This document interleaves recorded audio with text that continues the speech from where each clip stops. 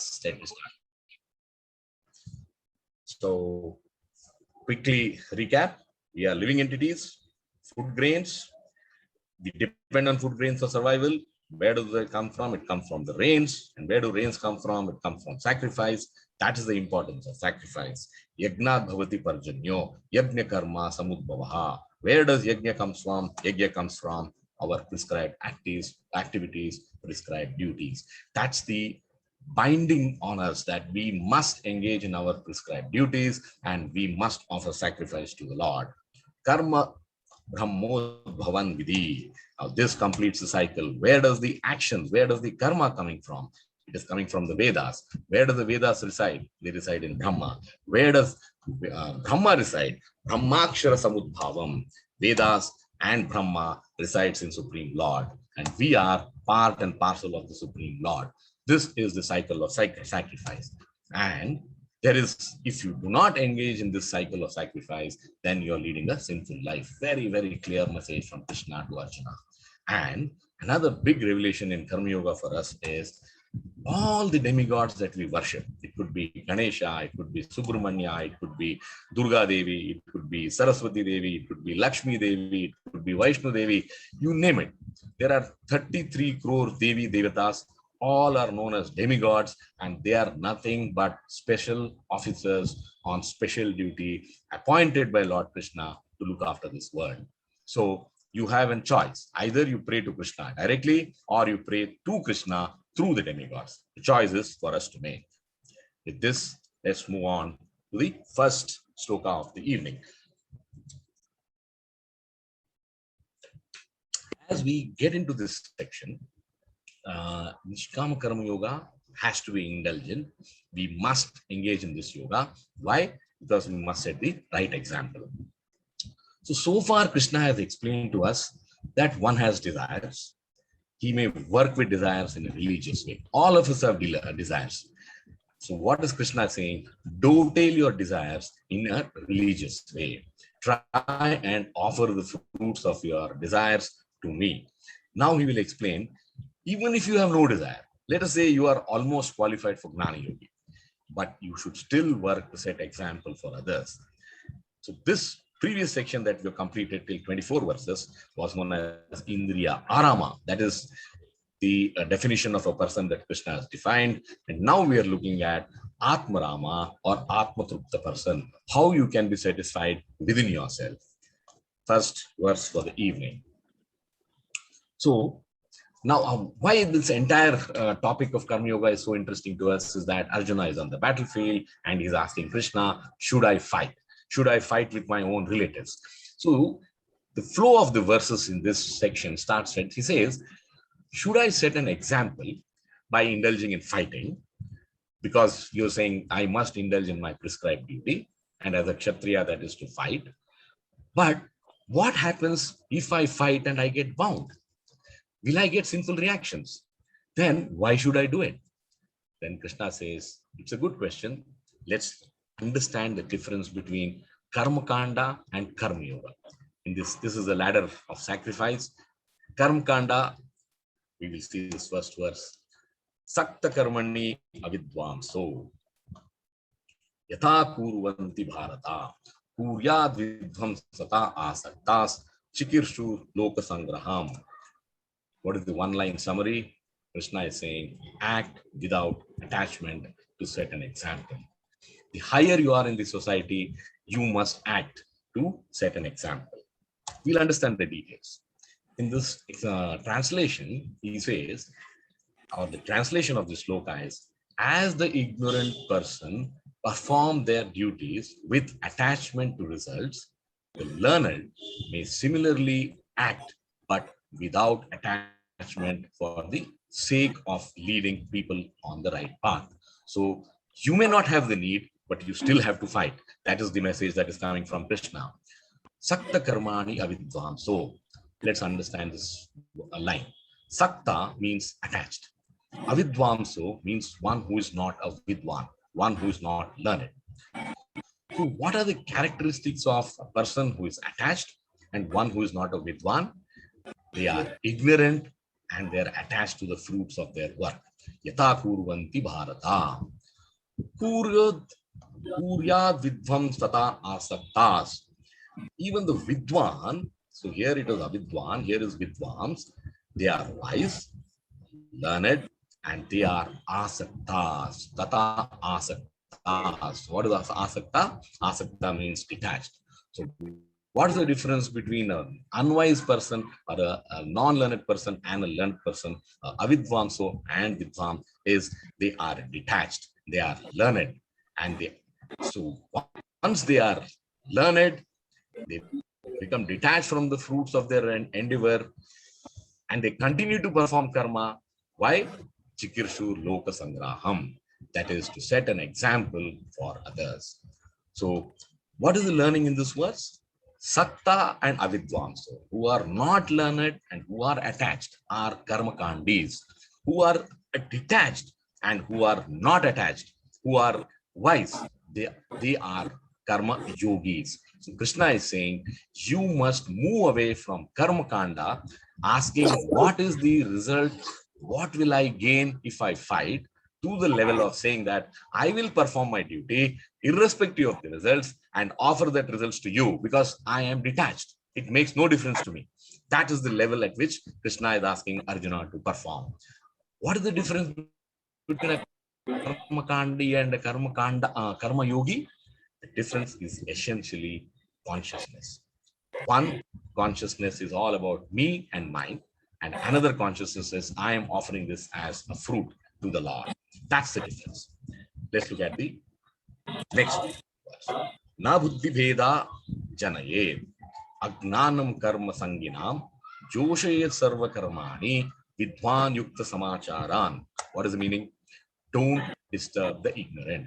So we have understood in the last verse who is a karma kandi and who is a karma yogi. Now, in the next step, Krishna is also saying, be careful. Don't disturb the ignorant. If someone is attached and if someone wants to continue with karma kandi activities, let him continue. What is the translation? So as not to disrupt the minds of ignorant men attached to the fruitive results of prescribed duties, a learned person should not induce them to stop work. So don't try to push a karma kandi to become a gnana yogi. Rather, by working in the spirit of devotion, he should engage them in all sort of activities for the gradual development of Krishna consciousness. That is the translation of this verse. Let's understand the details. Buddhi Veda means what? Buddhi Veda means disturb the intelligence of others.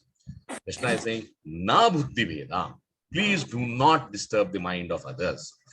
Janayed is the cause, because they are Agnanam Karma Sanginam. They are ignorant and attached. They say, Krishna says, let them continue. A Karma Kandi, let him be a Karma Kandi, unless he desires to move to the next step of the yoga ladder. So the whole point of bhakti is centered on this line. Vidvan Yukta Samacharan. The wise person is acting and setting an example, Joshayet Sarva Karmani, by offering. One is you can offer, or the right word Srila Prabhupada uses in the from purport. He says, dovetail your activities in devotional service. Make every ritual spiritual by adding Lord to that. Famous example, we all cook, we all eat. But if we offer the same food to the Lord before we eat, the act of ritual of eating becomes spiritual of eating prasad. That's the essence of this verse. And na buddhi bheda janaye. Do not try and disturb a karma kandi unnecessarily. If he has the desire, if he has the inclination to move to the next step, then open Gita, read this verse and tell him you can move to be a vidwan, to asakta. Don't be attached, be detached. Don't be unwise, be wise. Don't be ignorant, be learned. That's the essence of this verse. Let's look at go to the next verse. Now, we have understood the difference between a karma kandi and karma yogi. Karma yogi is detached. Karma Kandi is attached. Now, but both are performing prescribed duties. That is what is now the puzzle in Arjuna's mind. He says, if both the persons, one who is a Vidwan and another who is an Avidwan, perform the work in similar way, then how do you distinguish between them? Valid question. Now Krishna says, Prakrute kriyamanani gunai karmani sarvasa ahankara vimudatma kartaham iti manyate. What is the translation? Ignorant jiva thinks he is the doer. Very, very powerful verse for us to start understanding the essence of how action actually gets performed. And we all start with this understanding, awareness that, oh, if I want to write an exam, I study, I write the exam, and I must get the marks. But this is not the entire truth. Let's understand. Very, very interesting verse. The translation is, the spirit soul, bewildered by the influence of false ego, thinks himself the doer of activities that are in actuality carried out by the three modes of material nature. So someone else is holding our hands and making us perform the karma, making us perform the activities. That is the essence of this work. Let's understand it line by line. What is Kriya? Kriya is action, that which is being done. Kriya Manani. Kriya is action. Kriya Manani is that which is being done. So action that is being done is being done by Prakriti. Big statement from Krishna, which it opens our eyes to really understand how does this karma get executed. And he says, Gunai Karmani Sarvasa. The gunas of the Prakriti, they are also doing the actions. Ahankara Vimudatma. The conditioned soul, all of us as jivas, is Vimuda, deluded by our ego, and we think Kartaham iti manyate. Kartaham means I am the doer. Iti manyate is one who thinks. So I think I am the doer. Now let's understand, how does this actually play out? So the soul is the jiva. It is definitely desiring to do an act. But the essence of this verse, the learning from this verse is, soul is one of the doers. It is an initiator. It initiates any action. Whatever karma we want to execute, soul is the initiator. Next, then I was referring to Srila Baladev Vidyabhushan, a very famous Goswami, who says in Vedanta Sutra, let us understand this by an example of a woodcutter. So when a woodcutter goes to cut the tree, the person is important, the woodcutter is important, and equally important is the axe. Can you cut the tree without the axe? You cannot cut the tree. Can the axe cut the tree without the woodcutter? That is also not possible. So what is the learning here? There has to be, the axe is capable of cutting the tree on its own because it is sharp, it is made to cut a tree, fine. But leave the axe near the tree. Will the tree get cut? No. For the tree to be cut, you need the jiva.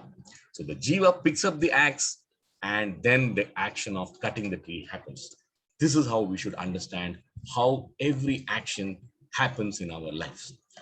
So, and now he also says this is controlled by Prakriti. Material nature, that is Prakriti, will push us to behave in a particular way, to act in a particular way. And what is Krishna trying to highlight to Arjuna is that he says it is very difficult to resist, reject the push of Prakriti. Please understand that. So you may say that I am a Kshatriya, but I want to be a Brahmana. I want to go to the forest. I want to be a Gnana Yogi. I want to renounce. I want to conduct penance and not incur any sinful reactions of fighting. I don't want this destruction. But Krishna is saying, Arjuna, if you think that you can renounce and go to the forest, it is simply the modes impelling you. But remember, it is not in harmony with your nature. You are a Kshatriya. You must perform your prescribed duties as a Kshatriya. You cannot say that I will go and do the job of a Brahmana. Now, In the following verses, he also tells Arjuna why you should do your own prescribed duty, why you cannot do others' prescribed duty. As a Kshatriya, do the role of a Kshatriya. Don't try to be a Brahmana. This is the essence. Let's look at the next verse. Tattvavit tu mahabhavo gunakarma vibhagayo gunaguneshu vartanta iti matva na sajjate. What is the meaning of this? Now, once we have understood that action is partially responsible, the jiva is partially responsible for the action, the prakriti is playing a key role. Now, who is aware of this? Was Arjuna aware of this before Gita? He was not aware of it. Did we know this before reading Gita? We were not aware. So Krishna says, the knower of the absolute truth, who is the Tattvavit, only knows the essence of how karma gets executed. What is the translation? One who is in knowledge of the absolute truth, O mighty armed Mahabahu, he is referring to Arjuna as Mahabahu, does not engage himself in the senses and sense gratification, knowing well the differences between work in devotion and work for fruitive results. This is the meaning of this. So we all should move from being not aware to being aware. We should reach the stage of Tattvavit. Who is a Tattvavit? Tattvavit is a knower of absolute truth. In 2.16, Krishna had used the word Tattvadarshina. Tattvadarshina means seer of the truth. Tattvavit means knower of the truth. So you can understand, in 2.16, he says seer of the truth, and now he is progressing. He's saying knower of the truth. So all of us should start knowing the truth.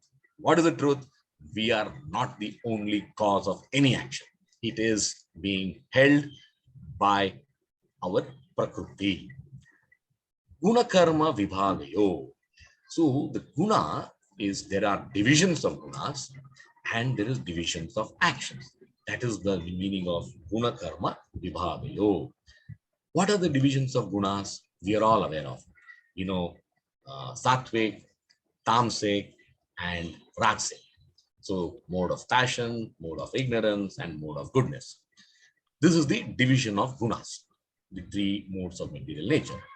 What are the three divisions of action? The person who is situated in the mode of goodness is a devata, a sattvic person, a rishi, a guru. That's why we all look up to him, because he is situated in the mode of goodness. He is full of compassion. He is away from most of the anarthas like raga, dvesha. He is at that level of self-realization. Mode of passion. Most of us are always in the mode of passion.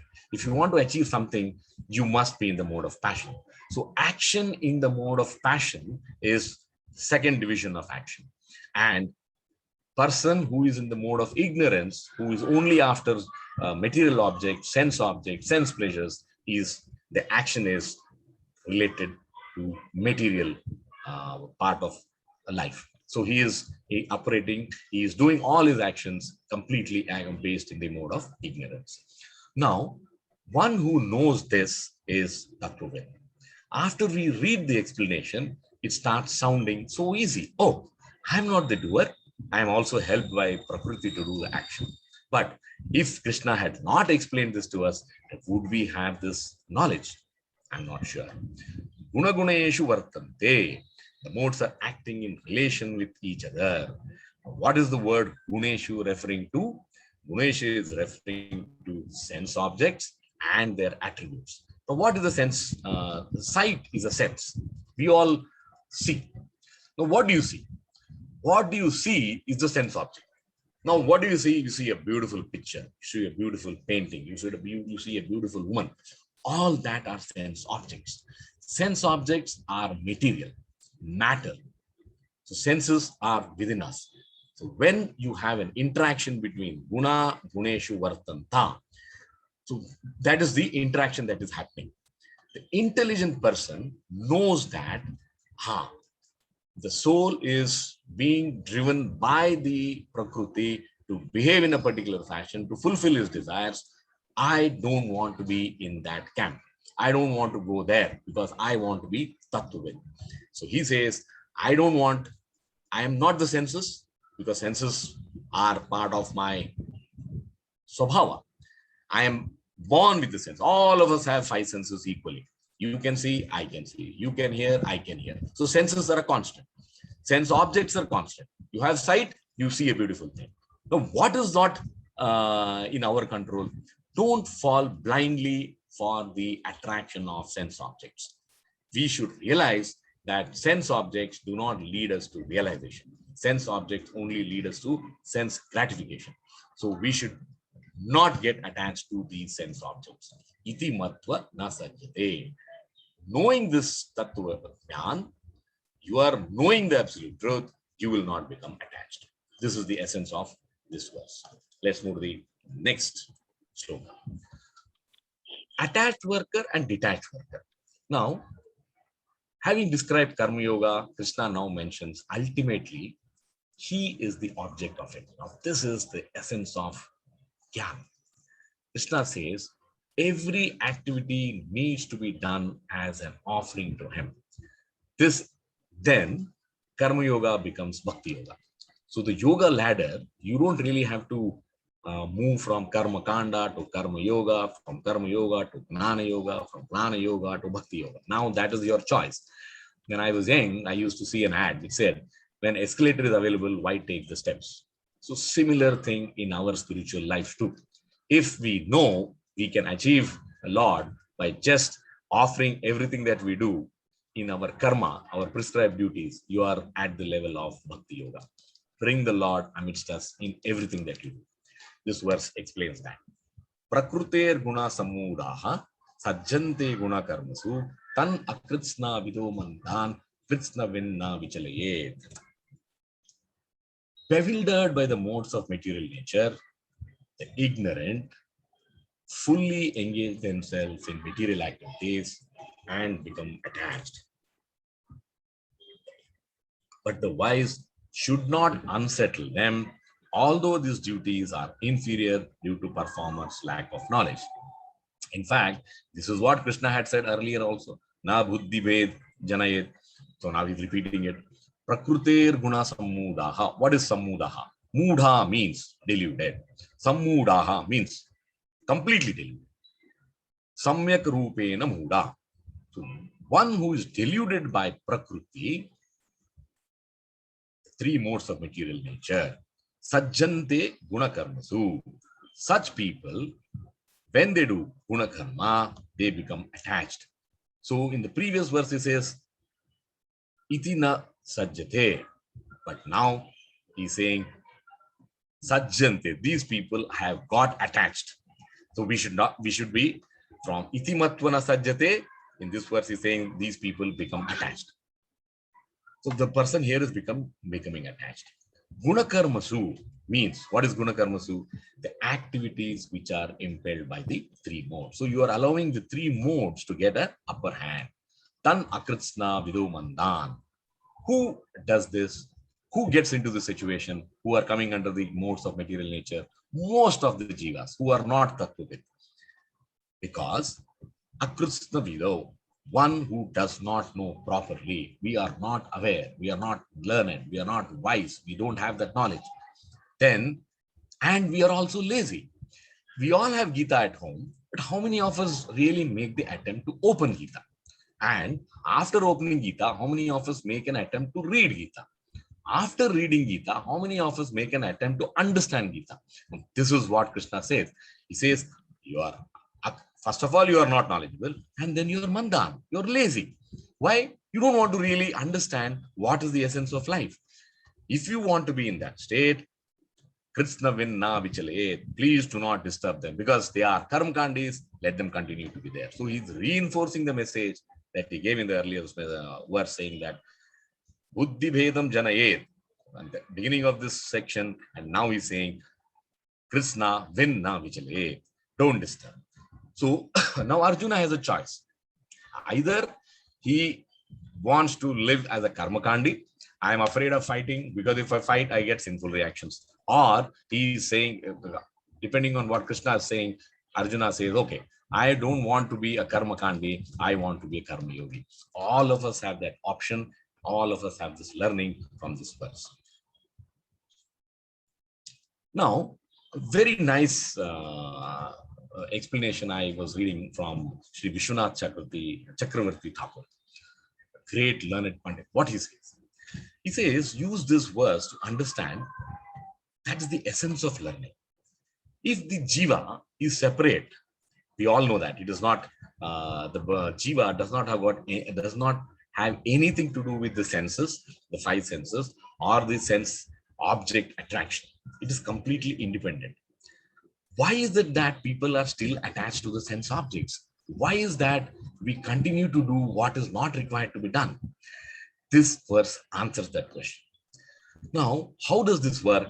He gives an explanation. He says, when we get absorbed in the senses, when we are driven by our five senses, jiva is bewildered.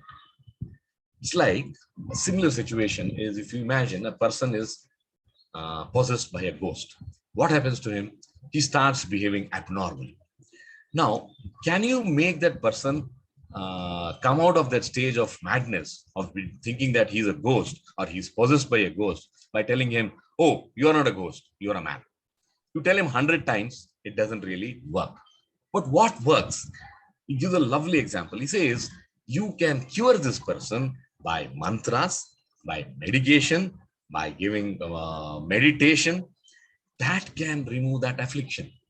Similarly, the jiva, even though has no relationship with Prakriti, has no relationship with the senses, but becomes bewildered and you get into this mode of getting attached, following it for sense gratification. He says, if you can step back, then you are able to move away from the stage of being possessed by a ghost to become free from the position of ghost. So there are two ways of doing this.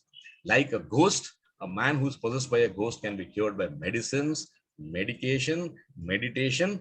Similarly, a person who is not Tattvavid, who does not understand what is the reason, what is the modes, what is the action that is coming through the modes on us, Vedic scriptures gives us two ways of advancement.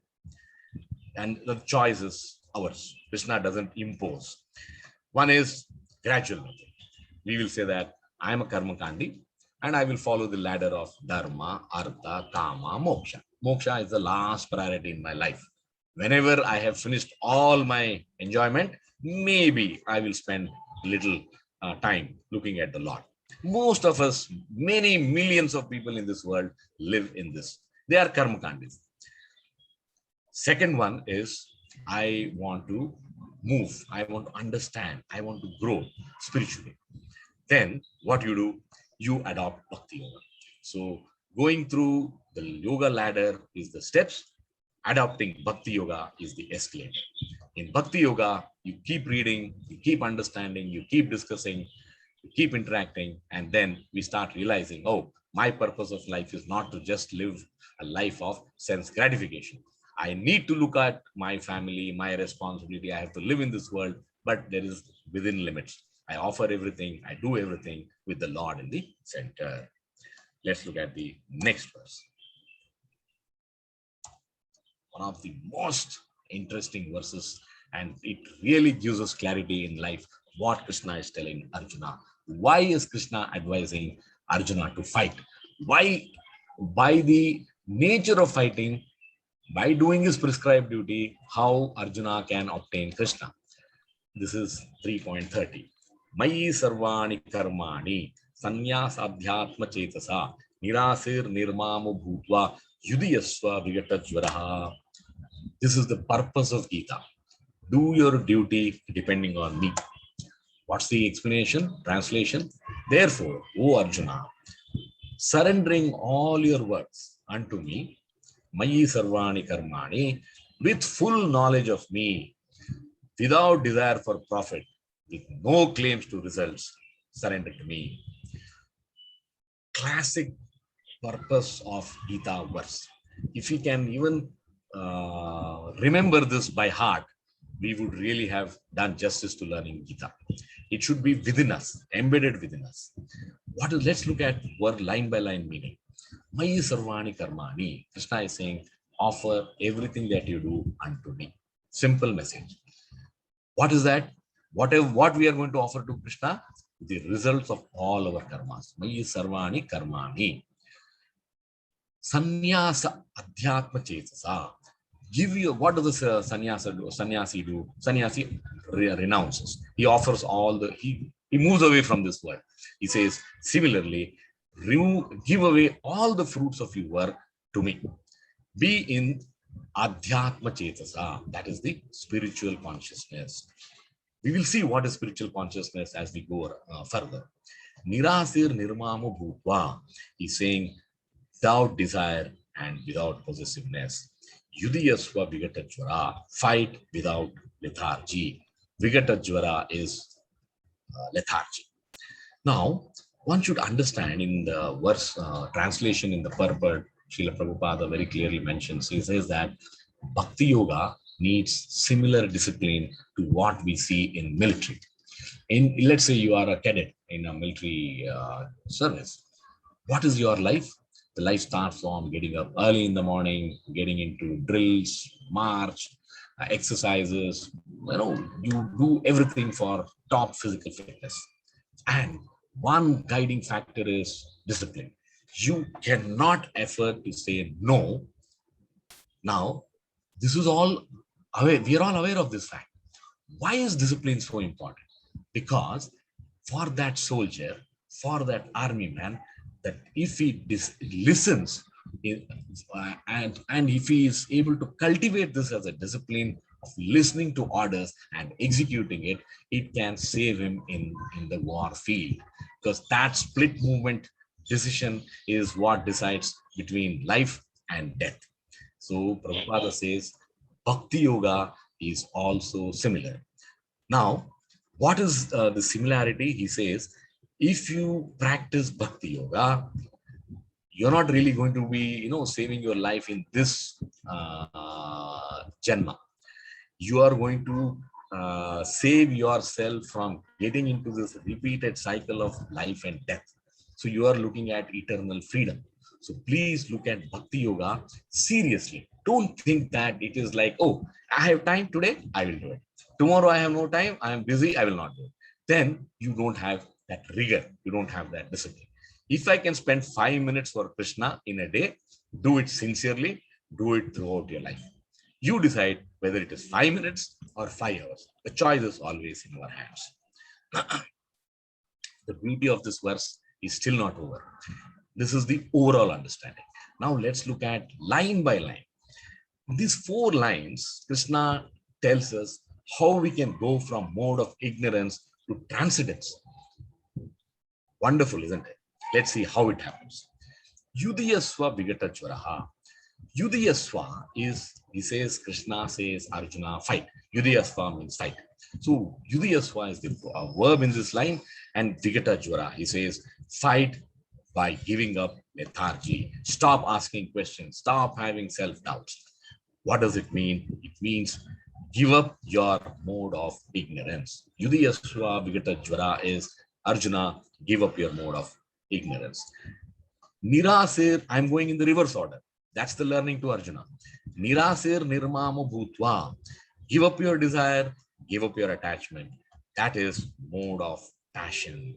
So Krishna is saying, give up mode of ignorance, give up mode of passion. What does he say next? Sannyasa adhyatma chetasa. He says, now, before this, mode of passion, I just want to share a small example. This is from the great philosopher, great thinker, Socrates. So in his age, he was puzzled, he was bewildered. And he says, I want to observe how the world behaves. And he is known to be a very simple and austere man. He was a self-realized soul at his time, even though he was not, referring to Gita or reading this verse. But we can learn from his life example. He had realized this truth. So he said, one day he went to the marketplace and he was trying to see what people do. Are they busy buying things what they want, or are they busy buying things what they don't want? And one friend saw Socrates in the busy marketplace, and he went to him and said, "Oh, Socrates, you are also bitten by the shopping bug." He said, "What are you doing in the marketplace, and why are you spending so much of time?" Then Socrates said, "No, no, no, no. I'm not interested in shopping. I am only looking at and wondering and completely bewildered as to why people spend so much of time on buying unnecessary things. That is attachment to sense objects. We want more, we want more, we want more. There is no end to it. This is living in mode of passion. Try and move away from attachment, try and move away from desire. Sanyasadhyatma chetasa. What does it mean? It says, come to spiritual consciousness. Sacrifice all the results of your endeavor to me. Now, how do we understand spiritual consciousness? I mentioned to you that I will let you know what is spiritual consciousness. Spiritual consciousness is going even beyond sattvic, going beyond the mode of goodness. So, spiritual consciousness is the step towards transcendence, where you are now identifying yourself as a completely surrendered person, completely surrendered soul to the Lord. So, spiritual is at the top of mode of goodness. From here, you make the leap to the next level. Mayi sarvani karmani. If you can surrender yourself completely to the Lord and say that whatever I do is everything for you, my existence is a prasad of your mercy, your blessing. That is transcendental. So in this verse, this is how we move from mode of ignorance. So it looks like, oh, why Krishna is asking Arjuna to fight? But look at the philosophy that is there in one verse. So one verse is asking Arjuna to leap from mode of ignorance to transcendental. That is the power of this verse. In fact, there is a beautiful poem. It's Padyavali. And I really love this few lines. I thought I must share this with you. In Padyavali, he says, "My dear Lord, just as land without water turns to desert, just as a living being cannot live without food, a sick person needs medicine, just as a person in desert needs water, just as a person in famine needs food, just as the flowers need sunlight for blossoming." He gives various examples in the nature which we see around us. And then he finally says, "Oh, similarly, oh Lord, I need you." This is the essence of our life. Mayi sarvani karmani. Let's look at the next verse. Yeme matam idam nityam anutishthanti manavaha shraddhavanto anushuyanto muchyante api karmavi. Result of following my teachings. What will happen if you follow my advice of Nishkama Karma Yoga? Krishna is saying this. Those persons who execute their duties according to my injunctions and who follow this teaching faithfully without envy become free from bondage of fruitive actions. Shraddhavanto anusuriyanto. Faithfully, faith is very important, and anusuriyanto, without envy. What is the, let's look at word, line by line meaning. Ye me matam. These are my words, Krishna is telling Arjuna. Idam nityam. These are eternal words. Look at the emphasis.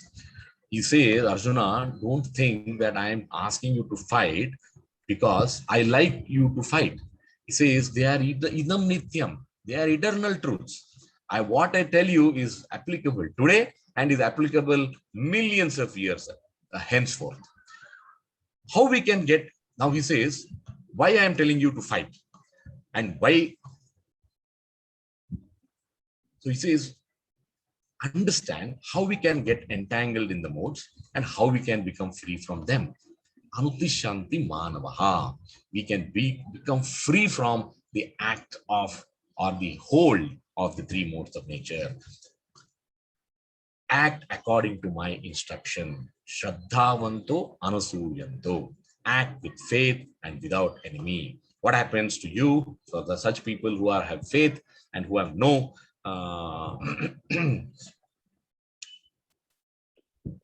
envy, that person becomes liberated from bondage.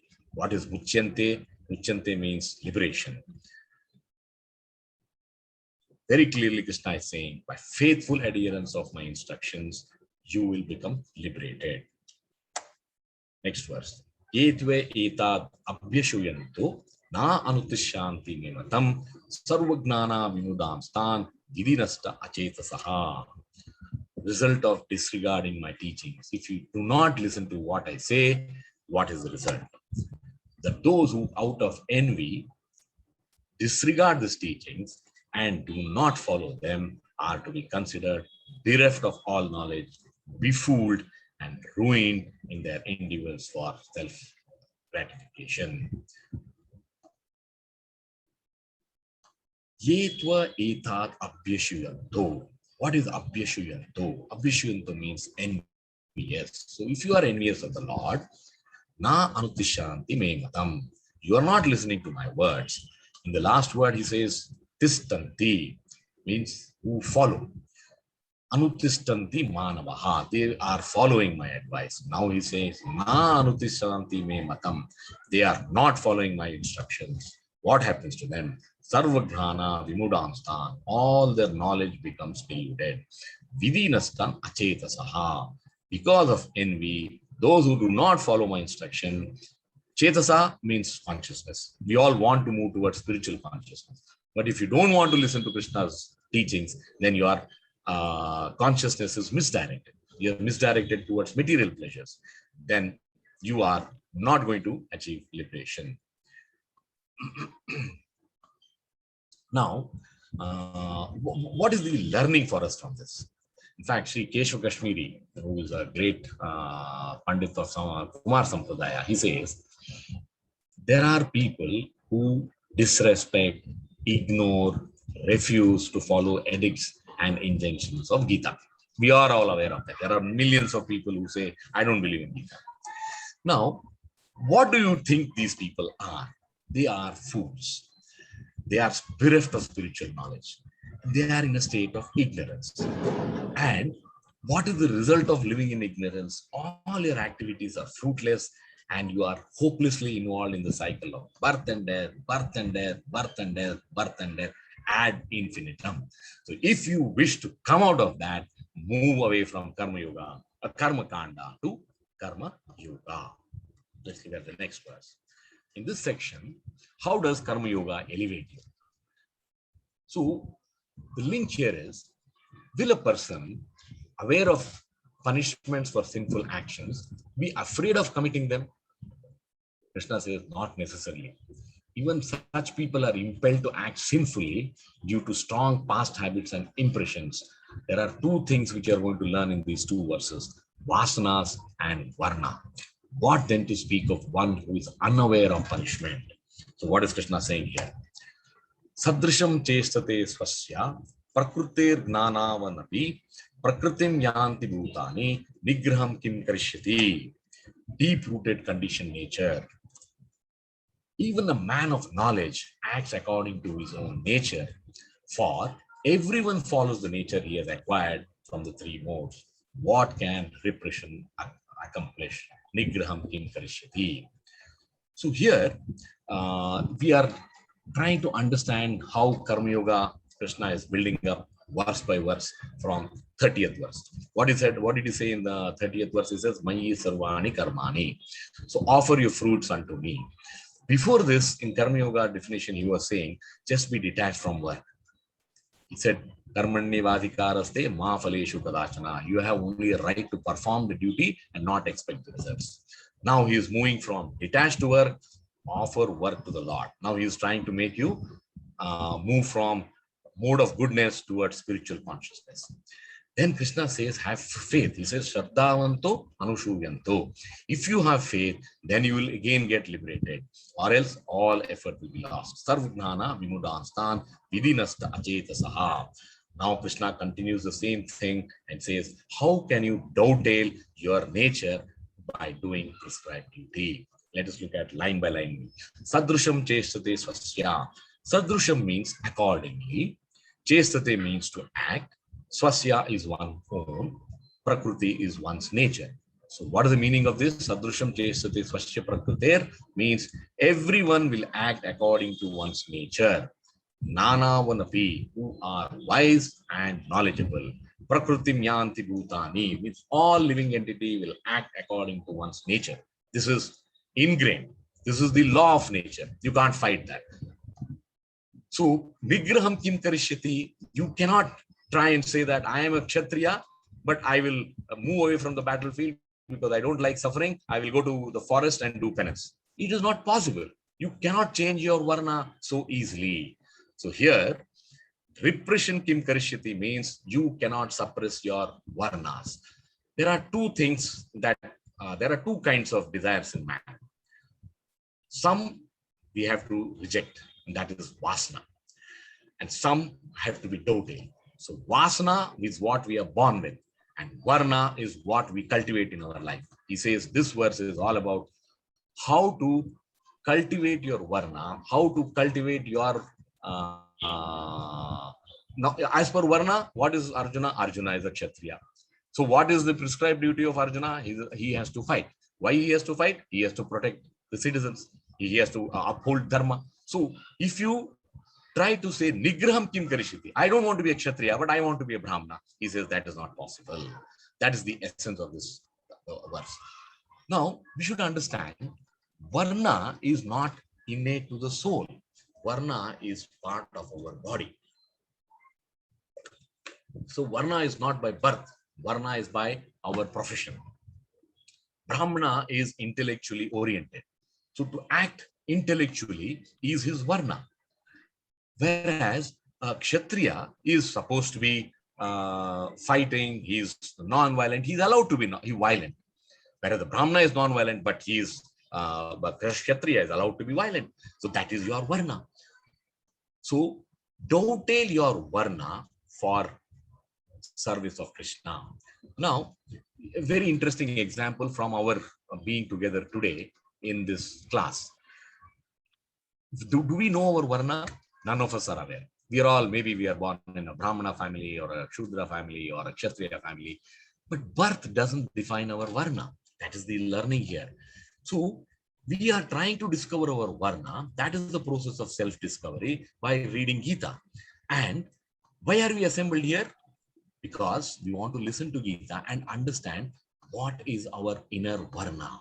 And our self-discovery says that we have some interest, some inclination towards learning what is the progress that we have to make in our lives to reach the Lord. That is the essence of this. So do not Nigraham Kim Karishyati, do not try to reject your Varna. For Arjuna, fighting is his dharma. So he cannot stop doing that. Indriyasya arte ragadveshau vyavastitau tayor navasam agacche asya pari. What does Krishna says? Please note, gradual purification. The translation. There are principles to regulate attachment and aversion pertaining to the senses and their objects.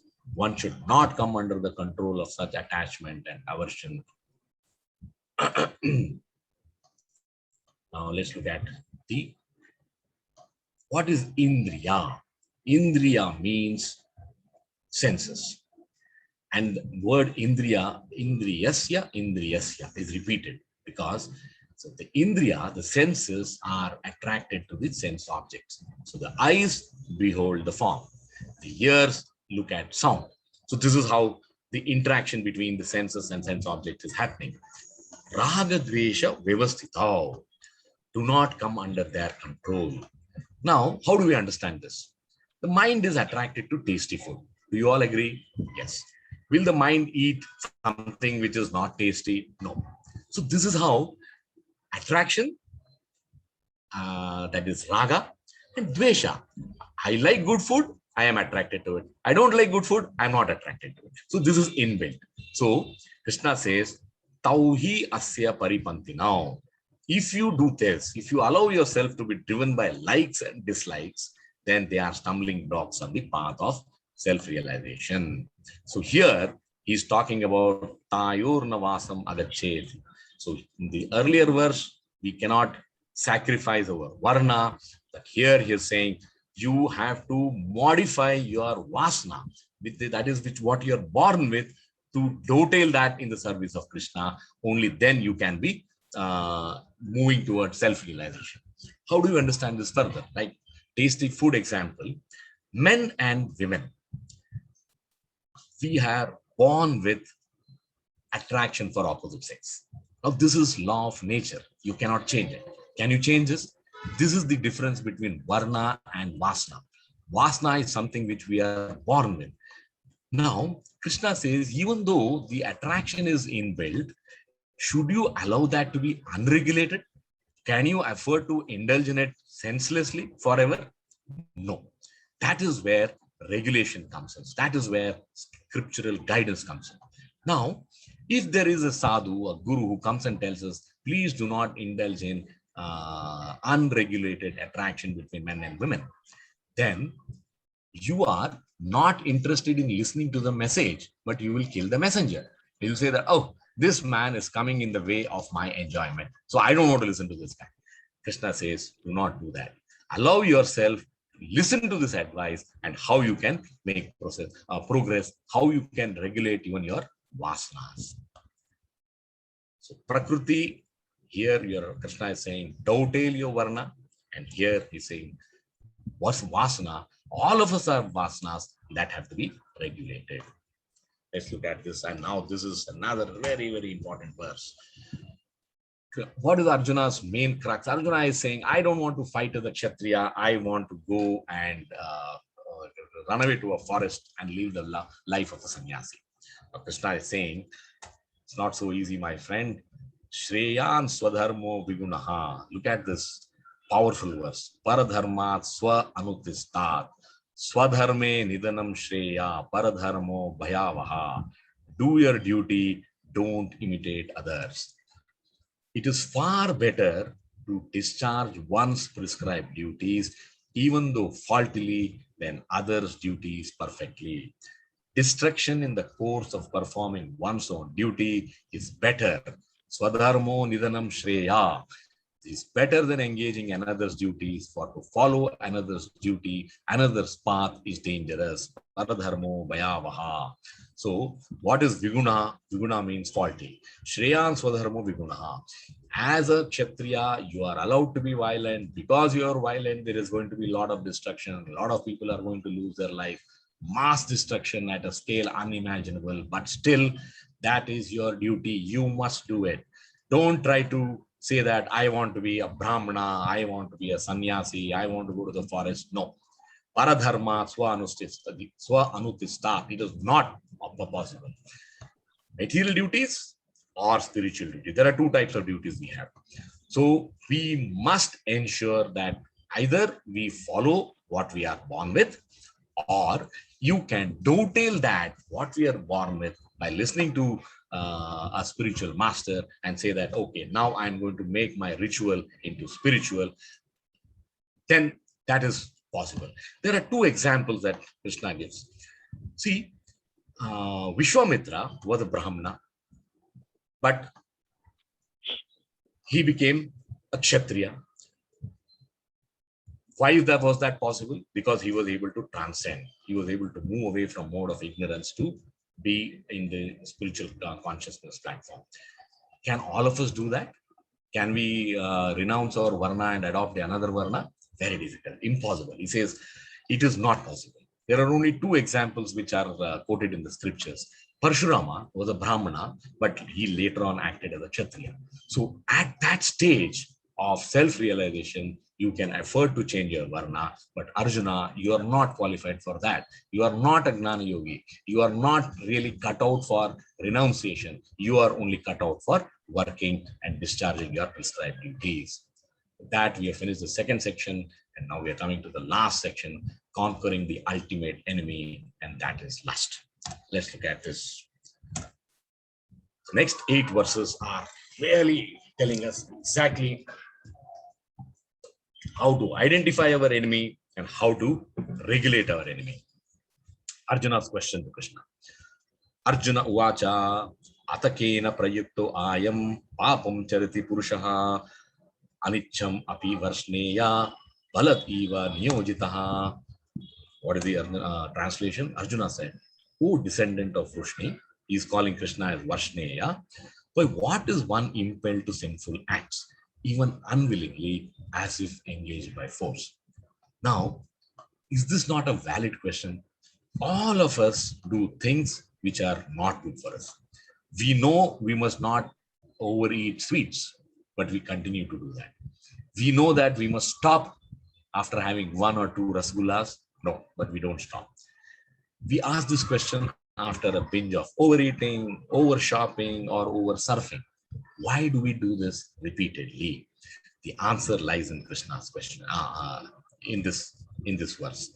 He says, without desire, anichan, you still engage apivarshneya, kena prayukto. Why do you engage in that as if by force? So the answer here, Krishna is saying, when desire overpowers us, you say yes to the desire. Now, is anichan voluntary? No. It is not that an alcoholic wants to drink.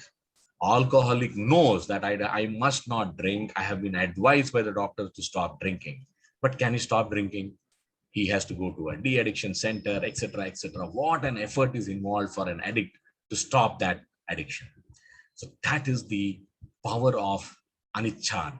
We all want to do so many good things, but we are not able to do good things. We are driven by an inner force to get into doing some things which is not what we really wanted to do. And this is the most relevant section for us as sadhakas. We want to curb our vasanas. We want to curb our raga, dvesha, and we want to surrender to the Lord. If you have to do that, you should follow what Krishna is now asking Arjuna to do. Sri Bhagavan Vacha, so Krishna is answering Arjuna's question. How do you control? How do I not do? How do I control myself from not doing what I don't want to do? Kama Isha Krodha Isha Rajoguna Samudbhavaha Mahasano Mahapapma Vidhi Inam Ihya Vairinam. What is the translation of this? Lust causes material engagement, entanglement. So Krishna is now bringing forth another very important knowledge, a pearl of knowledge, that is lust. Lust is a word which we all are aware of, but do we really know what lust is? Where is lust? How does lust act? We will now see in this following verses. The Supreme Personality of Godhead Krishna said, it is lust only, Arjuna, which is born of contact with the material mode of passion and later transformed into wrath, and which is the all-devouring sinful enemy of this world. Now, what is Krishna saying? Krishna is saying that we are all born with a sense of love for God. But when we are born, we get transformed to become, we move away from the God and we are only focused on what's happening in the material world. Why is this? Example is, if you take milk, milk is pure. Milk is amrita. But if you add a little tamarind into that or lemon into that, what happens? Milk becomes yogurt. Milk becomes curd. So milk is split. So all of us are in that same position. So Krishna says, identify that lust is the greatest enemy of a person. Kama Isha Krodha Isha Rajoguna Samudbhavaha. So if you are an Indriya Trupti person, then your jignasa is Indriya Trupti Jigyasa. This is what Prabhupada says in the purport. But if you want to follow the scriptures, if you want to follow Gita, then you should be a Brahma Jigyasa. You should be curious, you should be inquisitive, you should be asking questions. But what is the purpose of my life? What is that I have been sent to do in this world? Then you become a Brahma Jigyasa, or else we are all living at the level of Indriya Trupti Jigyasa. Let's look at the next verse. Even more interesting. Dhumena avriyate vanir yata adarsha malena cha yato ulbena avruto garbhas tata tenedam avrutam. Now, if you see this, you will really start understanding, my goodness, what kind of an enemy we all have within us. There are 3 degrees of covering of lust. What are they? As fire is covered by smoke, you can see without smoke, there is no fire. A mirror is covered by dust. We all know if you don't use a mirror for long, it is covered by dust. And the embryo is covered by the womb. Even this is an example given by Krishna. The living entity is similarly covered by different degrees of this lust. So we now know what kind of enemy we are all born with, and that is lust. Love for God becomes lust. Now, is lust just a thing, just a desire, or a feeling? Krishna says it is both. So what is he saying? There are two things what lust does to us. First is it creates an impression which is stored in the mind. It could be a rasgulla, it could be a beautiful painting, it could be a beautiful picture. That impression is stored in the mind. And then, because of that impression, there are desires, lusty desires, which are automatically triggered. So, lust is triggered by images or let's say a sound or what is internet? Why is the filth so popular on internet? Because that is lust. We get attracted to that. Are you satisfied? No, you're not satisfied. And it's not just a feeling, not just a desire, it's also a covering. It makes us spiritually forgetful. How does this work? There are two things which Krishna explains. He says it works on two levels. One is Avarnatmika Shakti. It covers us and makes us forgetful. So we forget that we are part of the Lord. We forget we have love for the Lord. That's our fundamental purpose. So it is masking our identity from our own self. Second is Prakshipatmika Shakti. That is, it just drags away towards the material illusion. And how do you imagine this? Are these just words? It's not.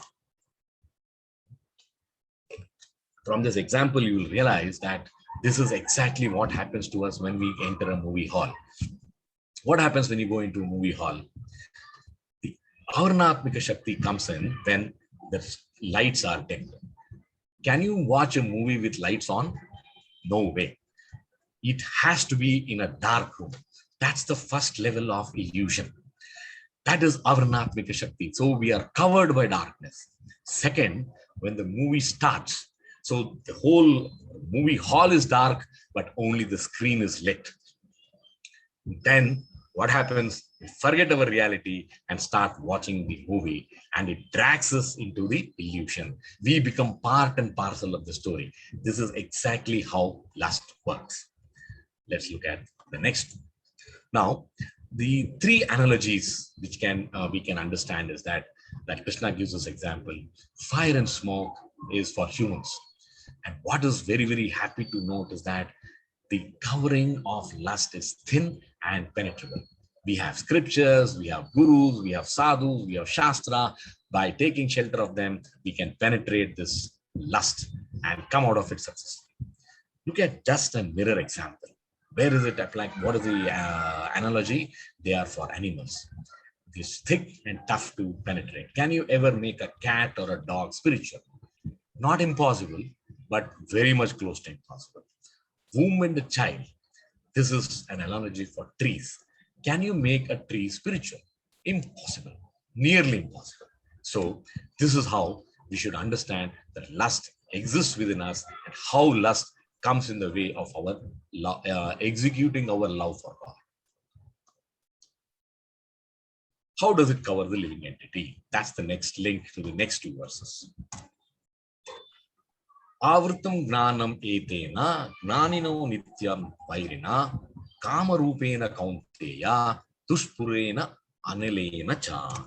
What is the meaning of this? Lust is never satiated. And I'm sure we all agree with this. Thus, the wise living entity's pure consciousness becomes covered by his eternal enemy in the form of lust, which is never satisfied and which burns like fire. So, this is not something which we are all, is it difficult to understand? I can give a small example.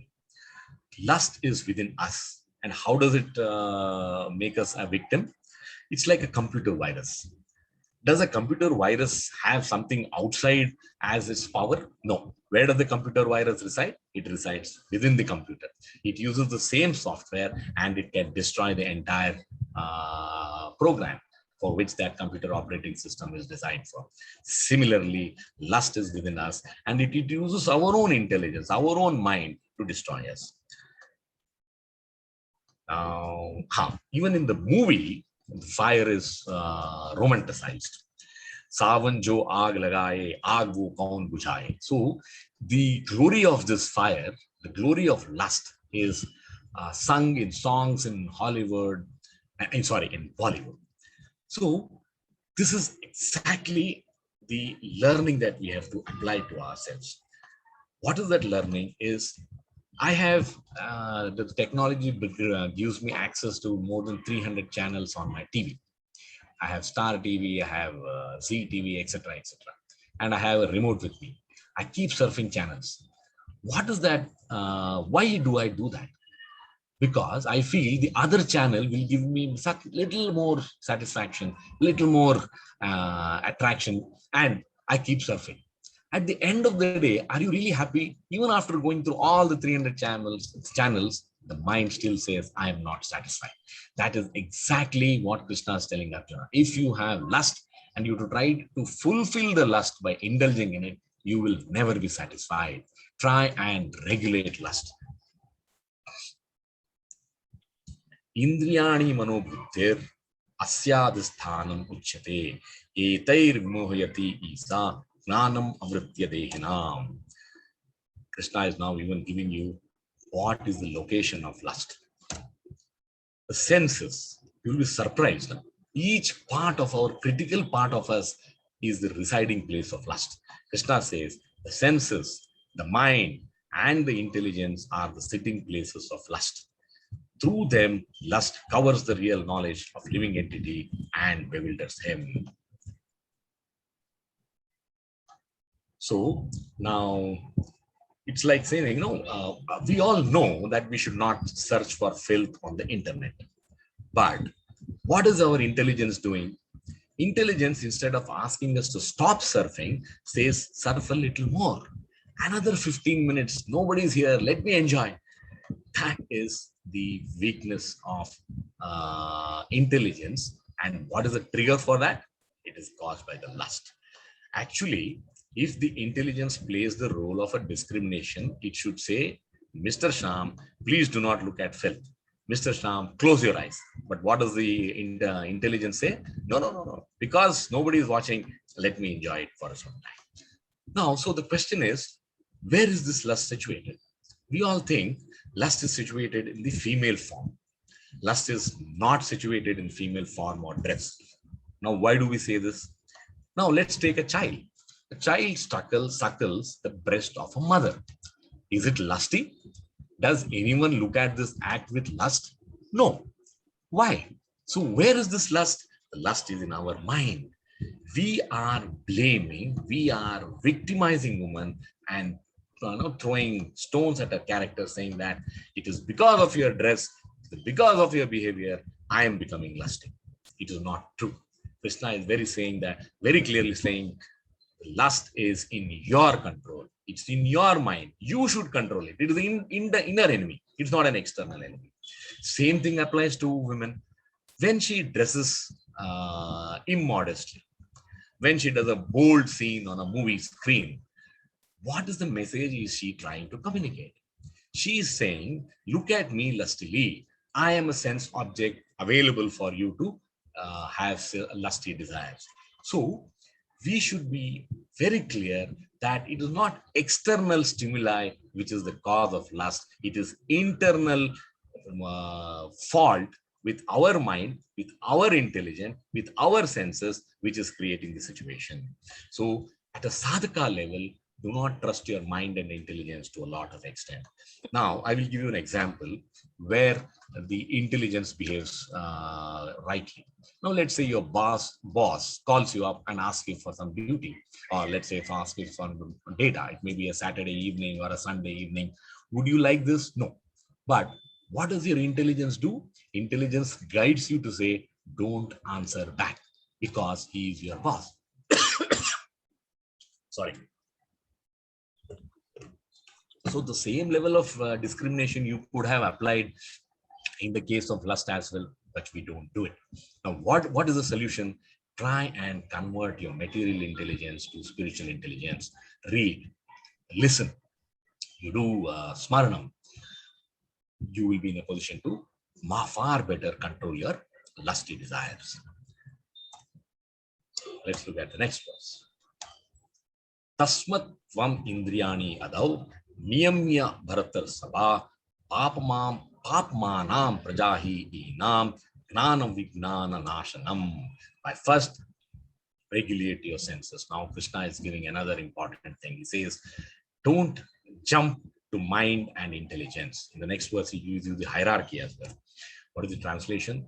Arjuna, oh, therefore, O Arjuna, Tasmat, O Arjuna, best of Bharatas, in the very beginning, curb this great symbol of sin, lust, by regulating the senses and slay this destroyer of knowledge and self-realization. So he's saying, now he's explaining to Krishna, Krishna is explaining to Arjuna, how lust is situated and how lust acts. It acts by covering our intelligence, and lust is situated in the mind, senses, and intelligence. So you should papmanam, kill this lust in yourself. So the realization is within, not about external. What does Indriya Adau mean? Indriya Adau means begin with the senses. Niyamya Bharatar Sabha. Bharatar Sabha, Bharata is Arjuna. Rasabha is, he is giving you an example of a bull. Bull is the strongest among domestic animals. So he's saying, kill this ferocious lust, papmanam, by restricting your senses. If you try and tell your mind, please don't do this again and again, there is a good chance that the mind will listen to you, and then your mind will slowly start regulating its lust, saying that, okay, I will not do it because it's not good for me. Let's look at the next verse. Indriyani parani ahur, indrebhya param manaha, manastu parabuddhir, yo buddhe paratastu sa. What is Krishna saying? Now he's giving you the hierarchy of how do we understand. So sense objects, which is matter, rasgulla is a rasgulla. So that's a sense object. So the senses, the taste which is within us is far superior to the rasgulla outside. And Krishna also says, the mind is far greater than the senses. We had seen that chariot and 5 horses diagram. Intelligence is superior to the mind. Soul is superior to intelligence, and super soul is, of course, superior to the soul. So it says the working senses are superior to dull matter. Mind is higher than the senses. Intelligence is higher than the mind, and the soul is even higher than the intelligence. What is the essence and learning of this is you should try and start by controlling your senses first. Don't jump to mind and intelligence because these are very powerful. Not so easy to go to conquest or conquer mind and intelligence. Start with senses and then slowly work backwards. Mind, intelligence, and how do you do it? By focusing on the soul, by looking at Paramatma who is residing within us. Now let me give you an example. What I'm trying to say. If you go to a restaurant and if you see a delicious rasgulla there, will the rasgulla walk to you? No. You have to go and take that rasgulla. So the control is with whom? The control is within you. So you are the initiator. So you have to control your senses. You should tell your senses, rasgulla is not good for me, or I will have only one rasgulla. So the power to regulate your senses is within you. And this is the hierarchy. If you are able to control the senses, since mind is superior to the senses, mind is controlled. This is how we should understand. The last verse of this section. Evam buddhe param bhudva samsthabhya atmanam atmanaha jahi shatrum mahabhavu kamarupam durasadam. Steady the mind by spiritual intelligence. We are all trying to do that today. What is the translation? Thus knowing oneself to be transcendental to material senses, mind, intelligence, O mighty armed Arjuna, Mahabhavu, one should steady the mind by deliberate spiritual intelligence, that is Krishna consciousness. So, By your intelligence, know yourself to be the soul. That is, Evam Buddhe Param Buddha. I am feeling like enjoying at the body level, but I am the soul. I will regulate that desire to enjoy, and I will situate the mind on the spiritual platform. In this verse, Atmanam means the mind, Atmana means intellect, and they are both to be used, channeled, channelized for realizing the Atma. There are two connections between soul and super soul. One is Preeti, love for the Lord. Another is Bhakti, devotional service to the Lord. So we can, if we are born with Preeti, then it becomes far simpler. If we do not have Preeti, then we should adopt Bhakti. That is the essence of this verse. Now we conclude this just by giving a quick overview of why is Krishna saying senses are far easier to control than the mind. You remember this chariot diagram? So senses are the horse, the reins are the mind, the passenger is the soul, chariot is the body, and charioteer is the intellect. So it is within us to decide whether we want to live materially or we want to live spiritually. And the slippery slope we all follow is when we have desires, when we don't control the senses, is you dwell on a desire.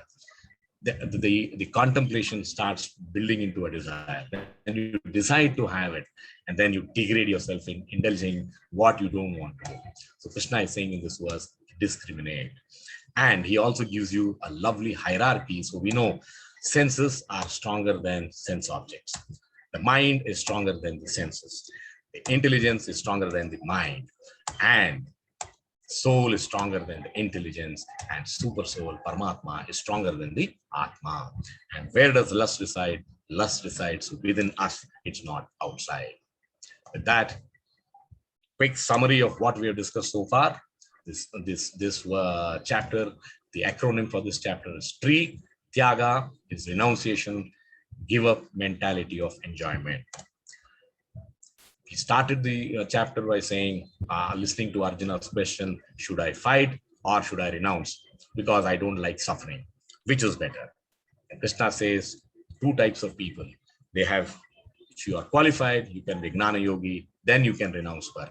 If not, do your prescribed work and be a Karma Yogi, and you will still achieve me. 3 rungs on the yoga ladder. Renunciation. Gnana Yoga is difficult. Prescribed action with detachment is better. Nishkama Karma Yoga. That's what we have learned so far. One should go from Karma Kanda to Karma Yoga. Do Yajna, freedom from bondage. So sacrifice is the essence of life. And through sacrifice, all our desires to live in this world will be fulfilled.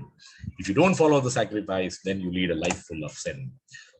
Exemplary. This is the verse that we all enjoyed. Mayi sarvani karmani. Do your duty depending on me. Offer everything to me. Self-realized soul need not work, yet he works. Na buddhi bheda janaye. Don't disturb the ignorant. If a karmakandi wants to be in the cycle of dharma, artha, kama, and moksha comes the last, allow him into them, and slowly with realization, he will come into karma yoga. Ignorant jiva thinks he is the doer. Very, very important learning for us. Prakriti Kriyamanani. It is not the individual soul alone who is responsible for any action. It is done with the help of the modes of nature. Muchante api karma bhi. Follow my teachings for liberation. 3.33 says, dovetail your varna. Varna can be dovetailed. Vasana has to be regulated. Raga Dvesha has to be controlled through Guru Sadhu Shastra. Do your duty, do not imitate others. Shreyo paradharma.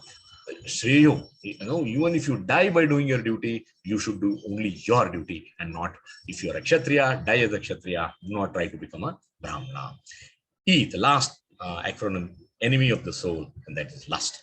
And we have seen how lust leads to degradation. Lust resides where? It resides within us. Lust is not external. A woman is not the cause of lust. It is within us, and that is the realization after looking at Karma Yoga chapter. And we should try and overcome lust, and that is the main obstacle on the path of Karma Yoga, path of liberation. Thank you very much. If you have any questions, the floor is open, and as you ask questions, I will open the yoga ladder.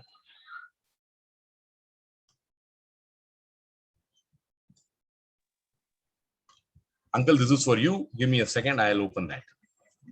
Thank you. Thank you. Can I come out of this? I will stop sharing and then share it again.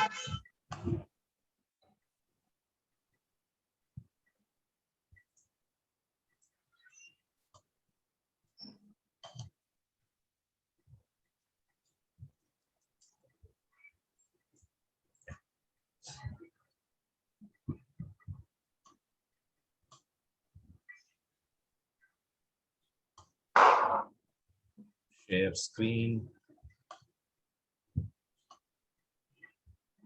Share.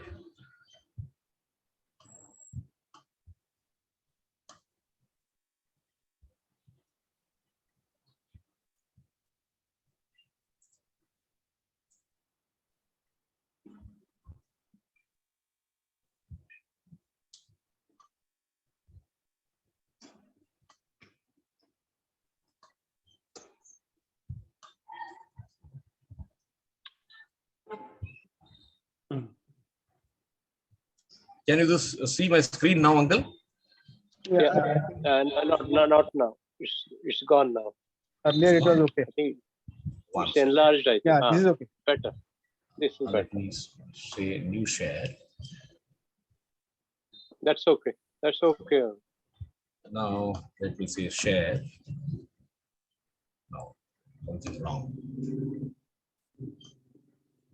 It's okay. I taken a screenshot. Okay. I taken a quick screenshot. I'll share the slide with you. So this is how it looks. Animal life, Karma Kanda, Sakama Karma Yoga, Nishkama Karma Yoga, Jnana Yoga, Ashtanga Yoga, Bhakti Yoga. So if you want to climb steps, you can do this. This is the express elevator. Start from animal life, become associated with devotees, sadhana bhakti, read, study, listen, Gita, bhava bhakti, prema bhakti. So by reading scriptures, you develop that mood of devotion to the Lord. And from bhava, you can move to prema. So we are all born with love for the Lord. We should go back to discovering love for the Lord. That is the yoga ladder. Thank you. If you have any questions, I'll take. If not, thank you very much for joining this session. Yeah, thank you. Thank you very much. Thank you. Thank you very much. So no questions? No. Okay. Thank you very much. Have a wonderful evening. I sincerely thank you all for spending this time by joining this Gita Wisdom session. Thank you very much. Okay, thanks. Bye. Thank you. Bye. Bye. Bye-bye.